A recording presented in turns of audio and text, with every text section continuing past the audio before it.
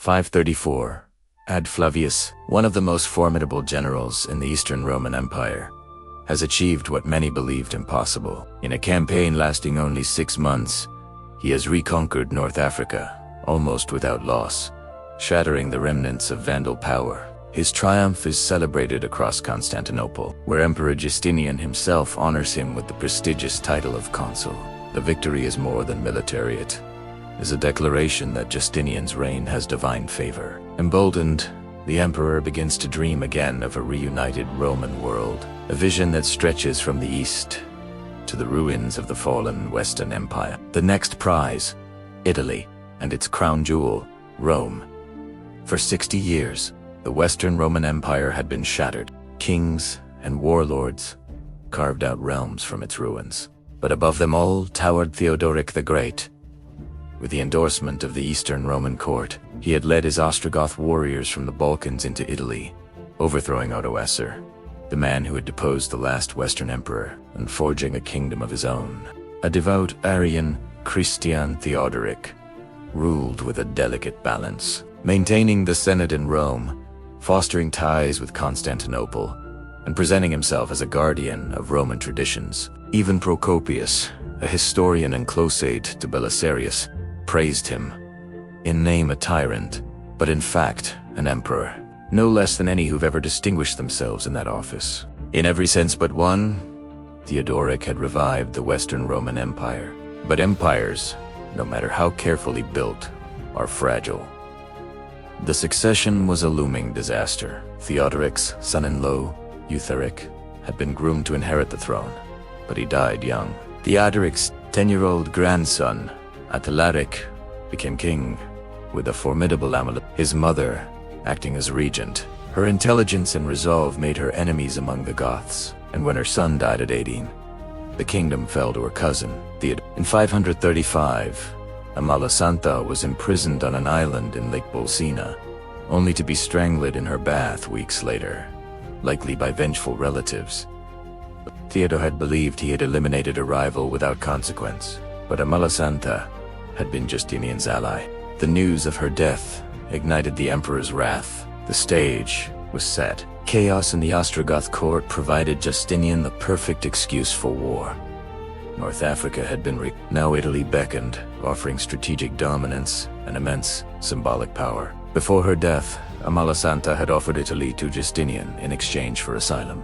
Theodore had, greedy and corrupt, refused the same offer.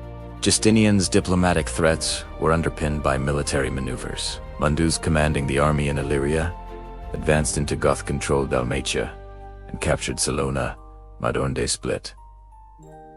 Meanwhile, Belisarius was ordered to Sicily with 9,000 men to assess resistance. Only Palermo mounted a challenge. The rest of Sicily surrendered. On the last day of 535, Belisarius celebrated the end of his consulship in Syracuse, scattering coins to cheering crowds. Yet, even as negotiations dragged on in Ravenna, news from Carthage threatened disaster. The army, disgruntled over pay and religious discrimination, had mutinied, slaughtering their officers. Belisarius sailed to Carthage with just 100 men.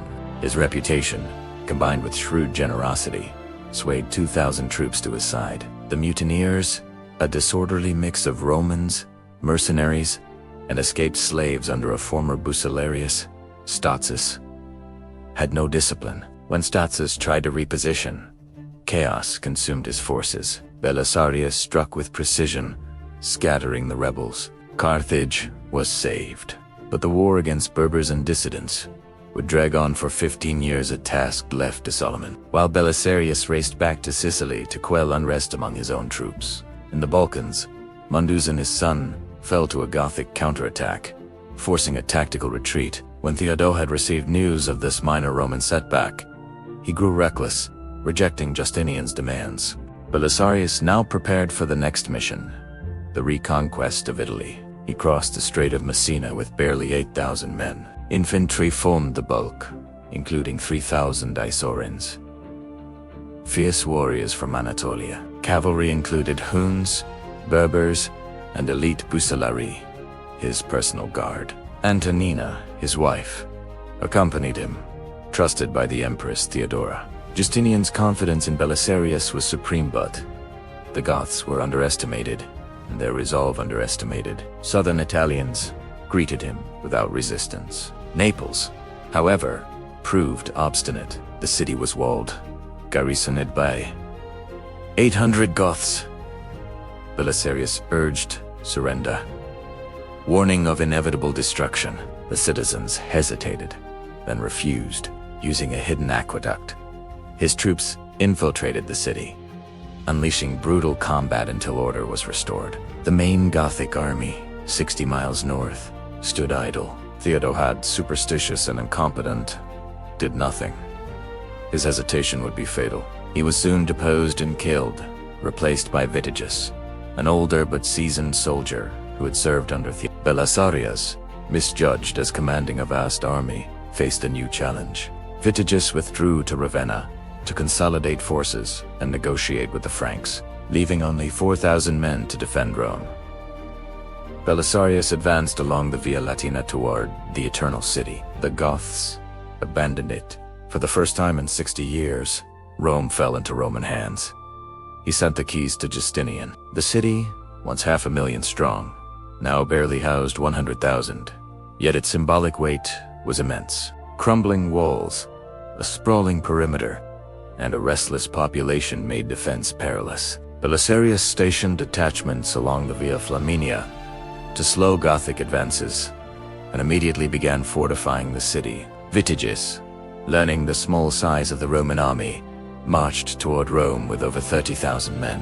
Belisarius intended a delaying action at the Milvian Bridge, but was abandoned by terrified infantry. Alone with 1,000 horsemen, he charged, sustaining heavy losses yet rallying his men back into the city through the Porta Salaria. The siege had begun. Rome was too large to encircle fully. Vitiges cut the aqueducts, depriving the city of its baths, but leaving wells intact. When he demanded surrender, Belisarius refused, vowing he would not abandon the city. Siege towers and battering rams were constructed, only to be thwarted by precise Roman defenses. Every Gothic assault was repelled. Fires lit the battlements, songs of victory echoing into the night. Belisarius became the embodiment of calm determination, overseeing every defensive measure. Civilians were evacuated to Naples to conserve supplies. Gates were secured, patrols strengthened, and internal threats neutralized, including the Pope suspected of collusion with the Goths. Months into the siege, reinforcements arrived. 1,600 cavalry under Martinus and Valerian, Huns and Slavs, bolstering Belisarius's forces. Recognizing Gothic weakness in mounted archery, he employed hit-and-run tactics, launching small cavalry raids to harass and demoralize. Procopius records 67 such skirmishes, each a Roman victory, sustaining morale but failing to break the siege entirely. The situation worsened when Goths captured Portus, Rome's port, making supply delivery treacherous. By September, the siege stretched on for months. Starvation and disease gnawed at defenders. Even mules were sacrificed for food. Citizens pleaded for a single, decisive battle, but Belisarius insisted on patience, careful strategy, and prudence. He sent Antonina and Procopius to Naples to requisition supplies and reinforcements, while 1,800 cavalry landed at Draius, followed by 3,000 diversionary attacks enabled supplies to slip into the city. Starvation was averted. Vitiges, facing disease, hunger, and a harried army, sought a truce. He offered southern Italy, but Belisarius refused, maintaining the initiative. Sending 2,000 elite cavalry under John into Picenum, he struck deep into Gothic territory, devastating exposed settlements, enslaving hundreds, and occupying Arimum just 30 miles. From Ravenna, Vitiges had no choice but to lift the siege. Against staggering odds, Belisarius had triumphed in a siege lasting over a year. Rome, the city of Caesars, once more belonged to the Roman Empire. The Gothic War seemed nearing its conclusion. Yet even as Belisarius savored victory, he faced the silent threat of internal envy. Overpowering generals had toppled emperors before. Justinian, aware of Belisarius's fame, could not be blind to potential treachery. Meanwhile, new adversaries loomed from the east, promising further trials. Belisarius's victories were monumental, yet fragile, a reminder that in the Roman world, triumphs of history could be undone by politics, as Aelia's.